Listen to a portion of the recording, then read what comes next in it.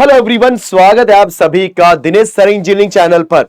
And आज मैं बात करने वाला हूं इसी कॉम्प्लेक्स नंबर के नेक्स्ट लेक्चर के बारे में, बिकॉज लास्ट लेक्चर में मैंने आपको कॉम्प्लेक्स नंबर क्या होता है, कॉम्प्लेक्स नंबर से रिलेटेड जो बेसिक ऑपरेशन है वो किया। अब हम आज बात करने वाले हैं कॉम्प्लेक्स नंबर का एक नया कॉन्सेप्ट जिसको हम बोलते हैं बच्चों polar form. Right, so polar form क्या होता है? So polar form of the complex number, polar form of complex, because ये फॉर्म बहुत जरूरी है। फ्यूचर में इस कॉम्प्लेक्स नंबर के अंदर आप डी मूवियस थ्योरम सीखेंगे, जिसके लिए आपको एक पोलर फॉर्म आना बहुत जरूरी है। So polar form of complex number. चलो तो बच्चों जरा समझने की सभी लोग करना कोशिश कि मान के चलो आपके पास है z is equal to x plus I y, ये एक कॉम्प्लेक्स नंबर है। तो यहां पर मेरा एक ऑर्डर पेयर आएगा, ऑर्डर पेयर जो कि होगा बच्चों x कॉमा वाई। मतलब हम इस कॉम्प्लेक्स नंबर को रिप्रेजेंट करेंगे कहां पर? x एक्सिस के ऊपर और y एक्सिस के ऊपर। यहां पे जो x एक्सिस होता है इसको हम बोलते हैं रियल एक्सिस और y को हम बोलते हैं बच्चों, जी हां, इमेजिनरी एक्सिस। बिकॉज आपका एक्स और वाई तो कुछ भी हो सकता है, प्लस माइनस कोई भी नंबर हो सकता है, इसलिए वो कहीं पर भी आ सकता है। अब कोई भी कॉम्प्लेक्स नंबर को अगर मैं यहां पर मान के चलो ये मेरा है कॉम्प्लेक्स नंबर एंड उसकी वैल्यू है बच्चों एक्स कॉमा वाई। क्या है बच्चों? X comma y. तो ये जो एक्स कॉमा वाई इसको हम बोलते हैं कार्टेशियन कोऑर्डिनेट्स। क्या बोलते हैं बच्चों? Cartesian coordinates. मतलब in terms of X and Y है या कार्टेशियन फॉर्म। बिकॉज किसी भी कॉम्प्लेक्स नंबर के ना बच्चों टोटल 3 फॉर्म होते हैं। First one is Cartesian form, second one is polar form and the third one is exponential form. बात समझ आ रहा है सबको? यस। तो मैं डिस्कस करने वाला पोलर फॉर्म के बारे में। तो मेरे पास कोई भी कॉम्प्लेक्स नंबर है, उसको मैंने क्या किया, x axis and y axis के अंदर में रख दिया। इस डायग्राम को हम बोलते हैं आर्गन्स डायग्राम, AR, यस, ये बच्चों ये बंदा ARGAND', yes, Argand's diagram. So Argand's diagram exactly क्या करता है? It is used to represent any complex number in graph. Diagram के ऊपर रिप्रेजेंट करना है किसी भी कॉम्प्लेक्स नंबर को, तो हम किसके थ्रू करते हैं? आर्गन्स डायग्राम के थ्रू। अब इसके थ्रू हम समझने वाले हैं कि पोलर फॉर्म क्या होगा। अब जैसा कि आप सभी लोग जानते हैं यहां पर कि अगर ये मेरे पास पॉइंट है, मान लो चलो ये पॉइंट है, for example this is P, तो ये मैंने एक ड्रॉ किया परपेंडिकुलर और यहां से एक ड्रॉ किया लाइन, ये मान लो O है, तो ये परपेंडिकुलर है। तो आप सभी लोग जानते हैं कि परपेंडिकुलर होने की वजह से, ठीक है, ये x कॉमा y है, मान लो ये पॉइंट है M, तो O से M का डिस्टेंस होगा x, बिकॉज ये आपका x एक्सिस के ऊपर है, तो x एक्सिस के ऊपर होने की वजह से x कोऑर्डिनेट वैल्यू यहां पे असाइन होगी। और ये जो y है, ये वाला जो PM है, PM की वैल्यू क्या हो जाएगी बच्चों? y, because PM is parallel to y axis and y coordinate ही हमारा तो y एक्सिस से मिलने वाला है, तो ये हो गया y। अब ये जो O से लेकर के आपको दिखा रहा है P तक, इसको हम दिखाते हैं R से। किससे दिखाते हैं बच्चों? R से। तो ये x हो गया, ये y हो गया और ये r हो गया। साथ ही साथ इस OP ने x एक्सिस के साथ में जो एंगल बनाया वो बना दिया है थीटा। क्या एंगल बनाया बच्चों? थीटा। अब ध्यान देना, यहां पर जो r कॉमा थीटा होता है उसे हम बोलते हैं बच्चों पोलर कोऑर्डिनेट्स। जी हां, सो यहां पे जो मेरा पोलर कोऑर्डिनेट्स होगा, पोलर कोऑर्डिनेट्स वो क्या होगा बच्चों? r comma theta. और जो हमारा कार्टेशियन कोऑर्डिनेट्स है, कार्टेशियन कोऑर्डिनेट्स वो है बच्चों x कॉमा y। देखा आप सभी ने, so your polar coordinate is r comma theta and the Cartesian coordinate is x comma y. Now let's understand the relationship between, because अब आपको समझ में आ गया कि पोलर कौन है और कार्टेशियन कौन है। तो यहाँ पे x और y क्या है बच्चों? कार्टेशियन कोऑर्डिनेट्स, जो कि हमारे किसी भी कॉम्प्लेक्स नंबर के पोजीशन को रिप्रेजेंट करते हैं। Similarly r and theta, what is r? Distance between O to P, O से P का डिस्टेंस ही r है, और इस OP ने x एक्सिस के साथ में जो एंगल बनाया उसे हम क्या बोलेंगे? थीटा। तो यहां पर जो हमारा r होता है बच्चों, अब समझो जरा बात को, यहां पे जो हमारा r होता है it is always modulus of z, जिसको हम बोलते हैं मॉड्यूलस। यहां पे r को हम क्या बोलते हैं बच्चों? मॉड्यूलस। और जो r की वैल्यू होती है it is square root of x square plus y square. कैसा मिला सर? ये पाइथागोरस थ्योरम से। तो हम सबको पता है इस ट्रायंगल के अंदर ये एंगल 90 डिग्री है, तो ये बन जाएगा राइट एंगल ट्रायंगल, और राइट एंगल ट्रायंगल के अंदर पाइथागोरस थ्योरम तो लगता ही है। कैसा लगे बच्चों? This is r, this is x and y, तो बोलो क्या हो जाएगा? r square is equal to x square plus y square. r square is equal to x square plus y square, therefore r की वैल्यू क्या हो जाएगी? Square root of x square plus y square. देखा आप सभी ने, मजा आएगी नहीं? यस, ये r हो गया, जिसको हम बोलते हैं मॉडुलस। फिर आपका आता है बच्चों थीटा। थीटा को हम बोलते हैं एम्पलीट्यूड। एम्पलीट्यूड या तो आर्ग्यूमेंट, कंफ्यूज कोई भी नहीं होना। एम्पलीट्यूड बोलो या आर्ग्यूमेंट बोलो, दोनों का मीनिंग यहां पे क्या है बच्चों? सेम। और याद रखना थीटा का जो फॉर्मूला होता है it is tan inverse of y upon x। बच्चों थीटा का फॉर्मूला क्या होता है? y up tan inverse of y upon x। Because अगर आप ध्यान से देखोगे ना, सब लोग ध्यान देना, अगर आप ध्यान से देखोगे ना तो ये जो थीटा निकालना है, अगर मैं tan थीटा बोलूं तो tan, बिकॉज x और y का यूज करके मुझे निकालना है थीटा ना। सो tan थीटा का फॉर्मूला क्या होता है? Opposite upon adjacent. Because tan का फॉर्मूला होता है बच्चों opposite upon adjacent. So tan theta क्या हो जाएगा? y upon x। Therefore tan उधर भेजा तो theta is equal to tan inverse of y upon x। I think यहां तक क्लियर हो गया। लेकिन एक प्रॉब्लम है बच्चों, कई सारे बच्चे परेशान होते हैं थीटा क्यों निकालने में, बिकॉज हमारा जो कॉम्प्लेक्स नंबर है किसी भी क्वाड्रेंट में आ सकता है। फर्स्ट क्वाड्रेंट में हो सकता है, सेकंड में भी, थर्ड में भी, फोर्थ में भी, किधर भी हो सकता है। तो वो समझने की क्वेश्चन है सब लोग। मैं आपको जो बता रहा हूं, अगर आपने ये याद कर लिया तो कभी भी आपको थीटा निकालने में कोई दिक्कत होने वाली नहीं है। तो बच्चों आप सभी को पता है ये हमारा x एक्सिस है, ये y एक्सिस है। x is your real axis, y is your imaginary axis.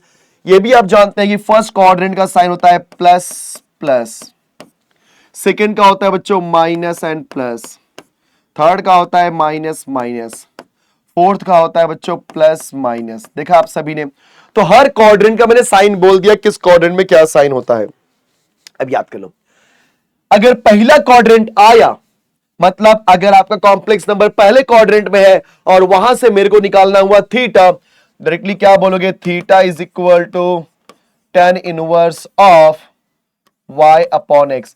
Every time ऐसा मैं मॉडुलस का साइन डालूंगा, बिकॉज मॉडुलस क्या करता है? अंदर कोई भी नंबर हो, बाहर निकला तो प्लस, अंदर कोई भी नंबर हो, बाहर निकला तो प्लस। यहां पे बच्चों ट्रिग्नोमेट्री का कॉन्सेप्ट यूज होगा। आपने क्लास 12th के अंदर याद है ट्रिग्नोमेट्री सीखा हुआ है, अलाइड एंगल का कॉन्सेप्ट, तो वही सब यहां पे यूज होने वाला है। पर बहुत ज्यादा टेंशन मत लेना, मैं समझाऊंगा, नहीं पता है तो फर्स्ट क्वाड्रेंट में क्या होगा बच्चों? Plus plus. तो हमारा फॉर्मूला क्या हो जाएगा? tan inverse of modulus of y upon x। अगर हमारा पॉइंट आता है फोर्थ क्वाड्रेंट, बिकॉज ये फर्स्ट है, सेकंड है, third and fourth, fourth quadrant में हमारा थीटा जानते हो क्या होता है students? It is minus tan inverse of modulus of, हमेशा मॉडुलस का साइन डालना कंपलसरी है, ये रूल है, ठीक है। या तो theta equal to 2 pi minus tan inverse of modulus of y upon x। दोनों से हमारा आंसर सेम आएगा, लेकिन वैल्यू थोड़ी अलग रहेगी। अलग इन द सेंस कि अगर मैं 2 पाई माइनस, बिकॉज हम जो एंगल मेजर करते हैं बच्चों एंटी क्लॉकवाइज में मेजर करते हैं, तो ये जो मैं लिखा हूं इसको बोलेंगे हम anti clockwise measurement, anti clockwise, right, anti clockwise. और ये जो है बच्चों वो क्लॉकवाइज है।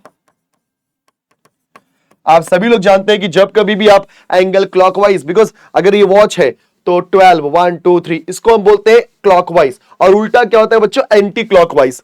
सो क्लॉकवाइज में एंगल मेजर करते तो हमेशा माइनस में आता है, लेकिन एंटी क्लॉकवाइज में मेजर करोगे तो आंसर क्या आता है? प्लस में आता है। बस यही डिफरेंस है, बट दोनों का मीनिंग, दोनों का वैल्यू सेम है, दोनों सेम पोजीशन रिप्रेजेंट करेंगे, सेम कॉम्प्लेक्स नंबर का पोजीशन।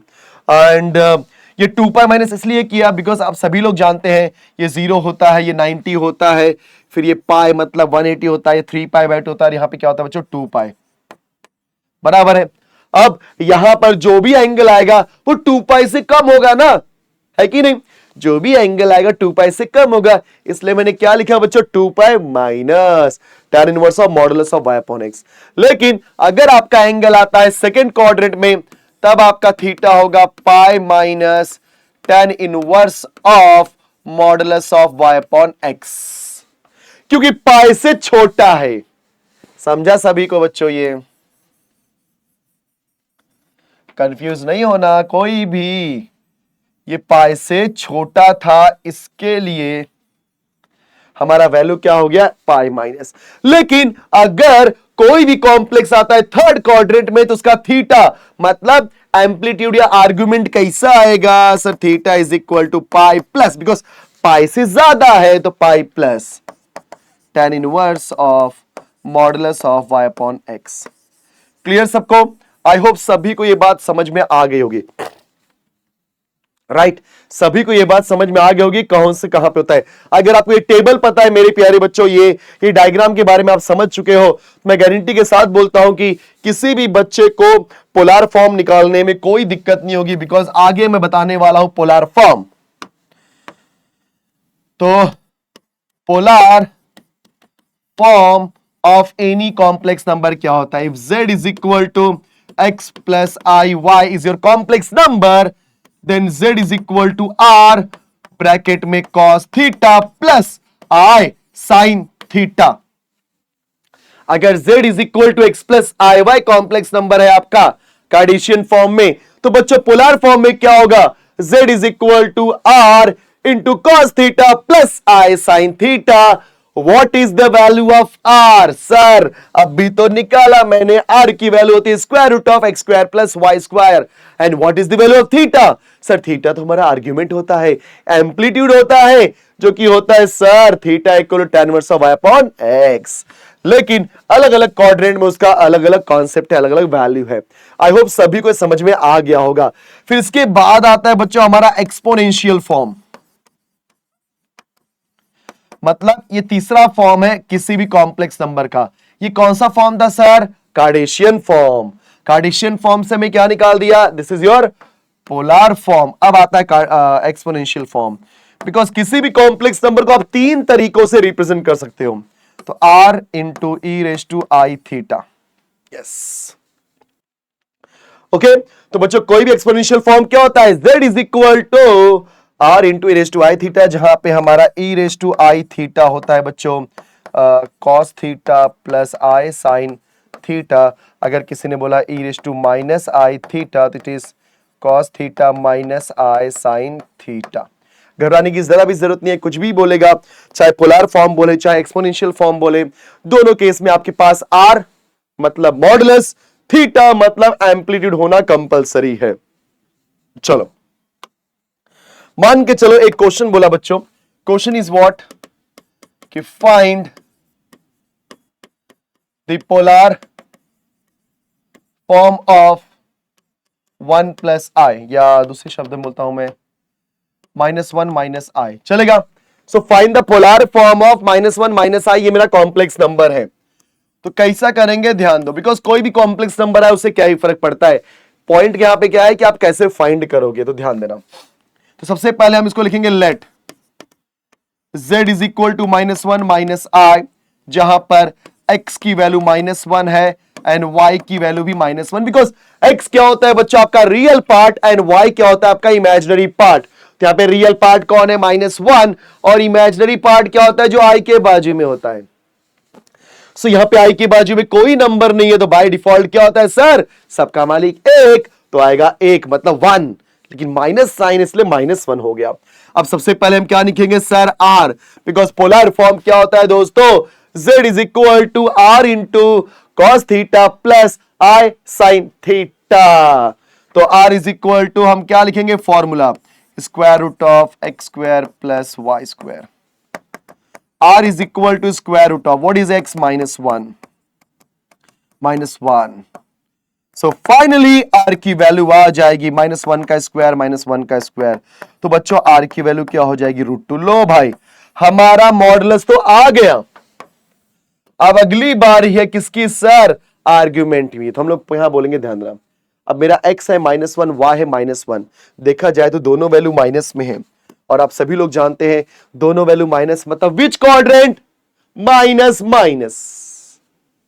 दोनों वैल्यू माइनस थी ना, -1 -1, तो कौन सा क्वाड्रेंट सर, माइनस माइनस इधर आता है, मतलब थर्ड क्वाड्रेंट। यस, तो हम यहां पे लिखेंगे since theta lies in third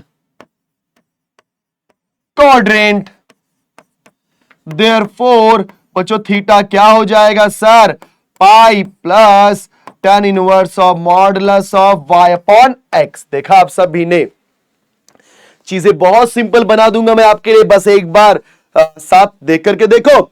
so यहां पे थीटा क्या है दोस्तों, पाई plus tan inverse of y upon x। मैंने ये फॉर्मूला क्यों यूज किया सर, रीजन बताओ। उसका रीजन ये है कि आपका थीटा कौन से क्वाड्रेंट में है sir, theta lies in third quadrant. ये मेरे को मालूम कैसा पड़ा, वो x और y को देख करके। x भी -1 है, मतलब x भी माइनस में है, साइन माइनस है, और y का भी साइन माइनस है, और माइनस माइनस किधर आता है, थर्ड क्वाड्रेंट में, बिकॉज पहला quadrant plus plus, second quadrant minus plus, third quadrant बच्चों माइनस माइनस, फोर्थ होता है प्लस माइनस, तो माइनस माइनस आता है थर्ड में, तो थर्ड का फॉर्मूला लिख दिया। Now theta is equal to pi plus tan inverse of बच्चों -1 अपॉन -1। आप लोग ध्यान देंगे तो 1 1 cancel, pi plus tan inverse of आएगा 1, डायरेक्टली कर दिया, because minus minus cancel, 1 upon 1 is 1। अब बताओ 10 के टेबल में 1 किधर आता है सर, 10 के टेबल में 1 आता है 45 डिग्री, मतलब π/4 पे, बिकॉज tan 0 0, 10 30 1 अपॉन √3, 10 45 1, 10 60 √3, 10 90 होता है not defined, does not exist. तो 10 के टेबल में 1 कौन से एंगल पे आता है, 45 डिग्री पे। सो थीटा हो जाएगा पाई प्लस 45, मतलब π/4। What is 45 my dear student, is π/4। चल भाई क्रॉस मल्टीप्लाई कर ले। सो थीटा इक्वल क्या आएगी, 4 into pi, 4 pi plus pi is 5 π/4। चलो थीटा आ गया। अगर थीटा आ चुका है तो अगली बारी है पोलर फॉर्म की। सो दोस्तों पोलर फॉर्म क्या हो जाएगा सर, पोलर फॉर्म आने वाला है z is equal to are into cos theta plus I sine theta. Therefore z is equal to r, what is the value of r, it is √2 cos theta. Theta यहां पे क्या है, 5 π/4 plus आई sine 5 π/4। इसको simplify मत करना, इसको ऐसे ही रख दो, बस इतना ही हमें चाहिए, दैट्स इट, डन। अच्छा किसी ने बोला सर एक्सपोनेंशियल फॉर्म भी निकालो, निकाल देते हैं, जस्ट ये ऐसे है एक्सपोनेंशियल फॉर्म। तो बच्चा एक्सपोनेंशियल फॉर्म क्या होता है, z is equal to are into E raise to I theta. So R तो है √2 E raise to I, I is 5 π/4 into theta, that's it. देखा आपने, तो किसी भी कॉम्प्लेक्स नंबर आपका -1 माइनस आया था, उसको पोलर फॉर्म में कन्वर्ट किया तो मुझे क्या मिल गया दोस्तों, it is √2 into cos 5 π/4 plus I sine 5 π/4, और आपका एक्सपोनेंशियल फॉर्म भी आ गया। तो इस तरीके से क्वेश्चन कोई भी हो, ध्यान रखना, सबसे बड़ा प्रॉब्लम आता है बच्चे यहां पर प्रॉब्लम फेस करते हैं। और मैंने एक ऐसी चीज बताई आपको कि क्वेश्चन कुछ भी आने दो, बस आपको समझना है थीटा निकालते समय, बिकॉज आर तो फट से आ जाता है, आर में कोई दिक्कत होती नहीं है, दिक्कत होती है थीटा निकालने में, बिकॉज बच्चे ट्रिग्नोमेट्री से डरते हैं। और इस थीटा निकालने के लिए बस आपको करना क्या है, एक 10 वाला फॉर्मूला याद रखना है। 10 का फॉर्मूला मतलब कैसा, 10 का टेबल, 10 का टेबल क्या था बच्चों, 10 0 0 होता है, 10 30 होता है 1 अपॉन √3, देन आपका क्या नाम है 10 45 यस 1 होता है, 10 60 होता है √3, और 10 90 होता है नॉट डिफाइंड। ये तो याद हो ही गया होगा। और दूसरी बात कि आपका पॉइंट का साइन क्या है, तो ये भी जानना चाहिए कि अपना पॉइंट कौन से क्वाड्रेंट में आता है। अगर प्लस प्लस है तो पहला क्वाड्रेंट में आएगा, फॉर्मूला देख लिया आपने। Plus minus sorry minus plus है तो आपका सेकंड क्वाड्रेंट में आएगा, माइनस माइनस है तो थर्ड क्वाड्रेंट में, और बच्चों प्लस माइनस है तो फोर्थ क्वाड्रेंट में आएगा। और क्वाड्रेंट के हिसाब से मैंने फॉर्मूला लिख दिया है, सब कुछ डरने की जरूरत नहीं है। पहले वाले में डायरेक्ट, सेकंड वाले में पाई माइनस, थर्ड वाले में पाई प्लस, फोर्थ वाले में 2 पाई माइनस है, directly minus tan inverse of y upon x। Yes, okay, so I hope कि ये क्वेश्चन आपको समझ में आ गया बच्चों। सो गाइज ये क्वेश्चन हो गया, मतलब ये कॉन्सेप्ट आपको मालूम पड़ेगा पोलर फॉर्म क्या होता है, बट इतने आसान क्वेश्चन नहीं पूछते, आपको पता होना चाहिए बात। चलो ये क्वेश्चन देखते हैं जो कि कई बार एग्जाम में पूछा गया है बच्चों, ध्यान से देखते हैं। क्या लिखा है ये बच्चों, आपके जो यूनिवर्सिटी का एग्जामिनेशन होता है उसमें कई बार ये क्वेश्चन पूछा गया है, सेम क्वेश्चन, तो कंफ्यूज नहीं होना कोई भी मेरे प्यारे बच्चों। तो find the complex number z if argument, ARG का मतलब होता है argument of z plus 1 is equal to pi by 6 and argument of z minus 1 is equal to 2 pi by 3। ठीक है, घबराने की कोई जरूरत नहीं है। सबसे पहले हम लिखते हैं यहाँ पे let z is equal to x plus I y, because अगर आपको z निकालना है तो हम जानते हैं कि z तो हमारा होता है कॉम्प्लेक्स नंबर, एंड अगर z हमारा कॉम्प्लेक्स नंबर है तो z की वैल्यू कंसीडर कर लेते हैं ना, क्या दिक्कत है। हमने z की वैल्यू कंसीडर किया और उस हिसाब से मेरे को वैल्यू आ गई x प्लस आई वाई। नाउ फर्स्ट वन, हम z प्लस 1 और z माइनस 1 दोनों निकालने वाले अलग से। तो बच्चों z प्लस 1 क्या होता है सर, z प्लस मतलब x प्लस आई Y plus 1। So therefore z plus 1 क्या हो जाएगा, बिकॉज अगर हमें निकालना है आर्ग्यूमेंट ऑफ z प्लस 1 या आर्ग्यूमेंट ऑफ z माइनस 1, तो उसके लिए मेरे पास z प्लस 1 और z माइनस 1 की वैल्यू तो होनी चाहिए। yes. तो यहाँ पे 1 को इधर भेज दो, तो क्या हो जाएगा x प्लस 1, बिकॉज रियल को रियल के साथ रखने का और इमेजिनरी को इमेजिनरी के साथ रखना है दोस्तों। ओके, देयरफॉर ये हमारा ये पार्ट क्लियर हो गया, चलो ठीक है। Again next one is z minus 1 which is x plus I y minus 1. Similarly, we are going to keep real numbers together. तो x minus 1 एक ब्रैकेट में प्लस आई वाई।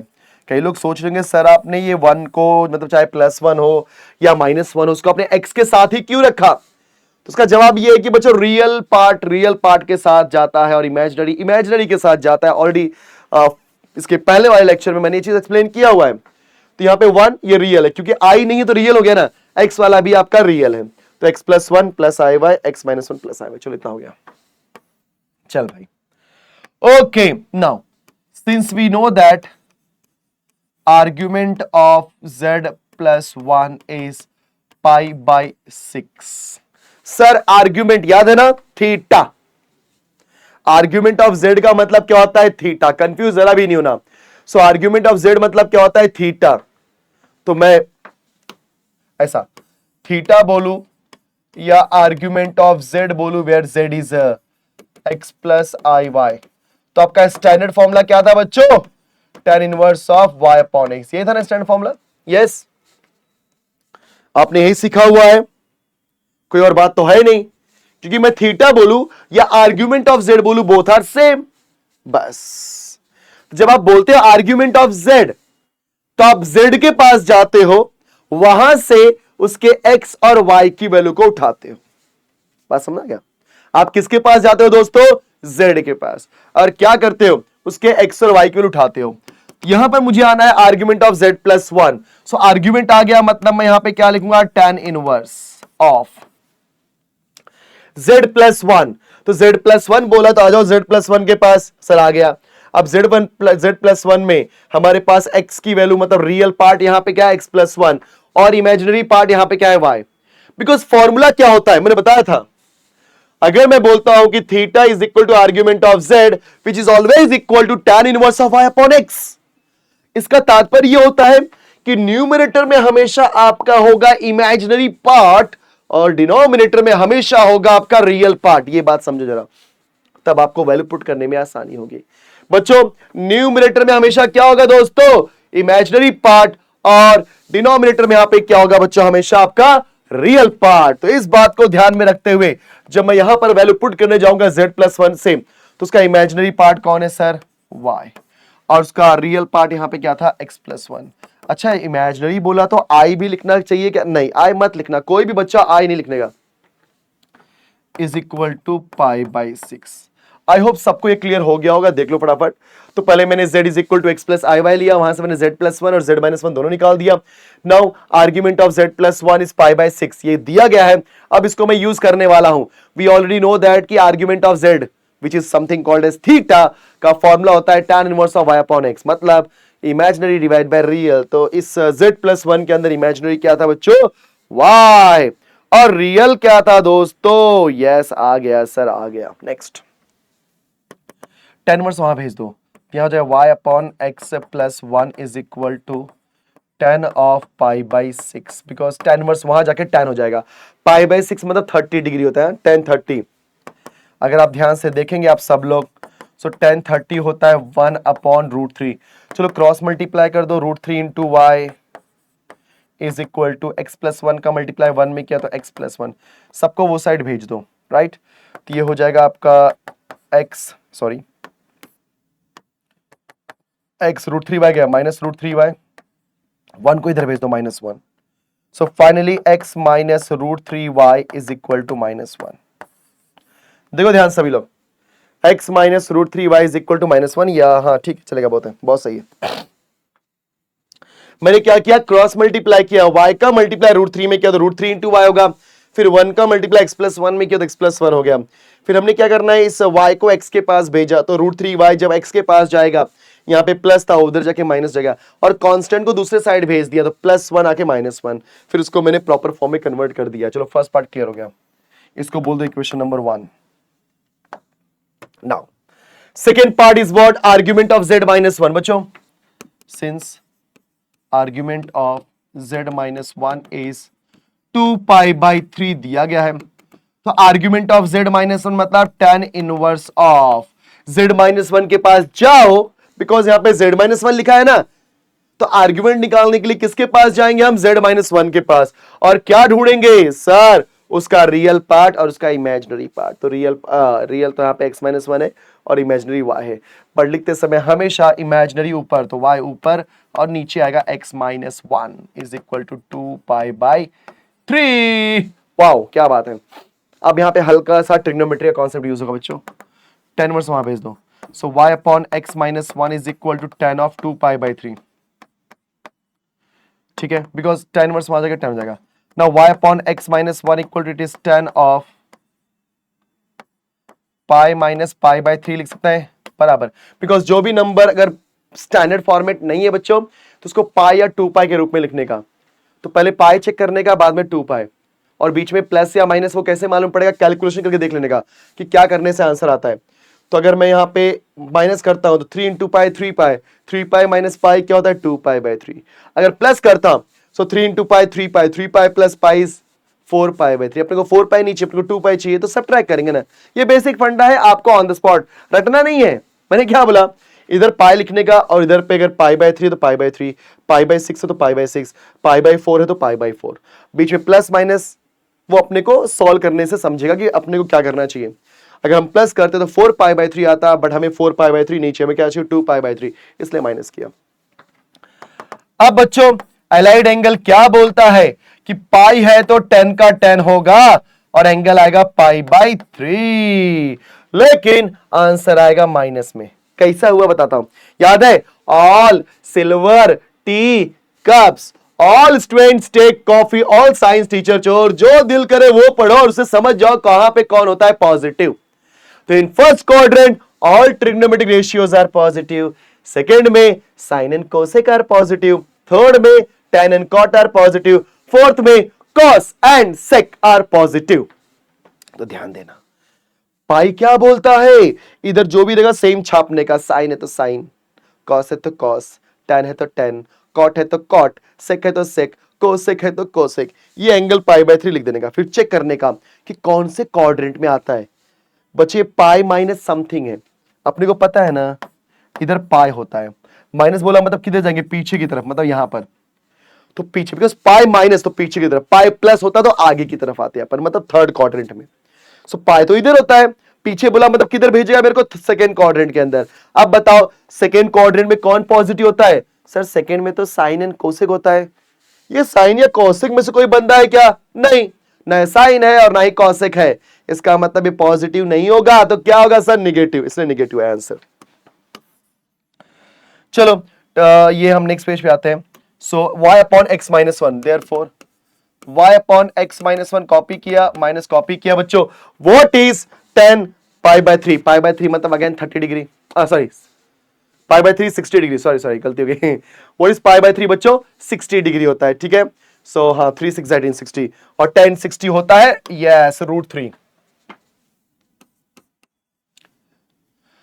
एक काम करो, y इज इक्वल टू, इसको उधर भेज दो तो -√3 इंटू एक्स माइनस वन हो, बराबर बच्चों? देखो जरा, देखा आपने x माइनस वन वहां भेज दिया, अभी चाहिए तो आप -√3 को अंदर भेज दो, तो y इज इक्वल टू -√3 अंदर गया तो -√3 इंटू एक्स, ये -√3 माइनस क्या हो जाएगा? +√3। तो इधर पे मेरे को y की वैल्यू मिल गई, इक्वेशन नंबर 2। बिकॉज इसको हमें सॉल्व करना है ना, इट इज योर कॉल कि आप कैसे सॉल्व करते हो, ठीक है। सॉरी, अब मैं इक्वेशन नंबर 1 एंड 2 यूज करने वाला हूं। सो फ्रॉम 1 एंड 2, तो बच्चों 1 क्या है? इधर 1 में है x minus √3 y equal to -1, x minus √3 y is equal to -1, यही है हमारा 1। हम क्या करते हैं, 1 के अंदर y के प्लेस पर जो हमने इक्वेशन नंबर 2 से y की वैल्यू निकाली वो पुट कर देते हैं। तो कैसा करेंगे? x minus √3 into y is equal to -1, ये था बच्चों आपका इक्वेशन नंबर 1। क्या है? x minus √3 y equal to -1। तो मेरे पास y की वैल्यू पुट करने का है, तो क्या होगा? x minus √3 into y, y is equal to -1। तो y कौन है?